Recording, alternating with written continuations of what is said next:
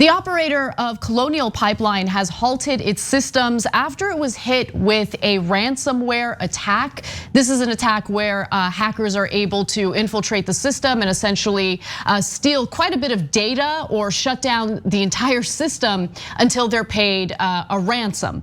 Now, Colonial Pipeline said in a vaguely worded statement that it had shut down its 5,500 miles of pipeline, which it says carries 45% of the East Coast fuel supplies. The pipeline transports 2.5 million barrels each day, taking refined gasoline, diesel fuel, and jet fuel from the Gulf Coast up to New York Harbor and New York's major airports.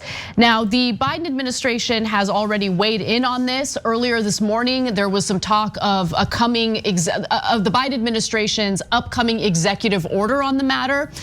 I didn't know what that executive order was gonna be. I was kind of perplexed by it, but it turns out that he has declared a state of emergency in order to obtain other methods of oil to ensure that oil prices don't increase to a point where people can't afford it. So we'll see how that plays out. But what's important to keep in mind here is that this pipeline is privately held. There is some talk about the lack of security measures necessary to avoid these types of ransomware attacks. And the pipeline, which has served the East Coast since the 1960s, is an example for sure of the country's aging infrastructure. It's just that in this case, we're talking about an aging infrastructure tied to a privately held company. In recent months, officials note the frequency and sophistication of ransomware attacks have soared, crippling victims as varied as the District of Columbia Police Department, hospitals treating coronavirus patients, and manufacturers, which frequently try to hide the attacks out of embarrassment that their systems were pierced. So some of the people that do these attacks are despicable. Because, okay, in the old days, Bonnie and Clyde were heroes because they were sticking to the man by robbing banks. These folks shut off the electricity to a hospital and say, unless you pay the ransom, people in that hospital are gonna die because they're not on ventilators, etc., right? And so a lot of times people pay the ransom. And in this case, okay, well, now you're not gonna get the energy you need for this area. Now, for now, we're okay, right? I don't know how long it's gonna last, etc. Give us the ransom.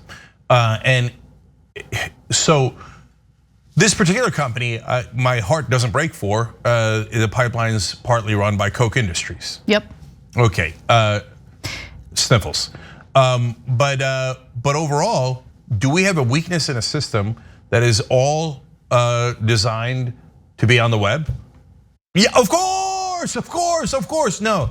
And so there's actually a rare thing that I agree with the Republicans on.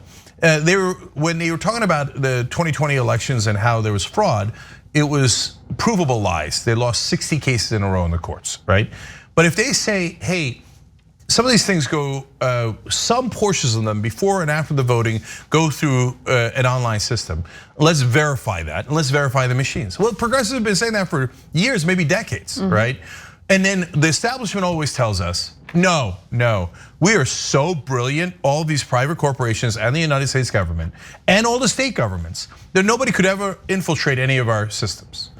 No. Well, turns out that's not remotely true. Yeah, let me jump in on that because this is bringing up the topic of the country's crumbling infrastructure. And clearly with these increased cyber attacks, the infrastructure needs to include cybersecurity measures so this type of behavior is mitigated.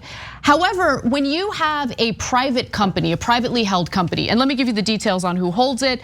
It's owned by several American and foreign companies and investment firms, including Koch Industries and Royal Dutch Shell. The pipeline connects Houston and the Port of New York and New Jersey and also provides jet fuel to major airports. You guys get the picture. When you have privately held companies operating this pipeline or any other important aspect of life, like the energy grid, as we experienced in Texas. What do private companies want to do? What is their number one priority? What is it? Professor Kasparian, I have an answer. It's to be charitable to everyone in the community. No, that's what this country would have you believe, but obviously that's not true. Maximize gains and cut your costs. And how do you cut costs? Do you cut costs by upping your security measures? Do you cut costs by improving your equipment, your infrastructure? I mean, over and over again, we've seen how much these private companies actually fail when it comes to reinvesting their profits into their own companies. The only thing they're interested in reinvesting in is their own pockets, and that's exactly what's happening here. So while I commend the Biden administration for wanting to do something about infrastructure in the country, I am not open to having a conversation about public money going into these private companies who love to socialize losses but privatize their gains, as we've seen over and over again. 100%. So look, the government contracts should be open to judging whether these companies can actually deliver what they're saying. So in this case, Anna's 100% right. So you probably cut costs in the short term, right? Oh, well, I mean, I could spend more on internet security, but I don't want to. And later, probably the government's gonna bail me out and they're gonna spend the money on my behalf. And then I'm just gonna keep all the profits and I'm gonna put all my costs on you, the American taxpayers. Because that's what us corporations are used to doing, because the corporate machines already took over the government. So, and then, but again, we're told they are demigods. The corporations know all and must rule us. They don't look like demigods today. Yeah. They look like jackasses today. In fact, at first there was some suspicion that the hackers were part of a foreign government. The Biden administration squashed that and said, no, this is not an action taken by Russia. This group of hackers known as the dark side have claimed responsibility for it. And they said, look, it's our job to try to get money. That's what we do. They just released a statement like that.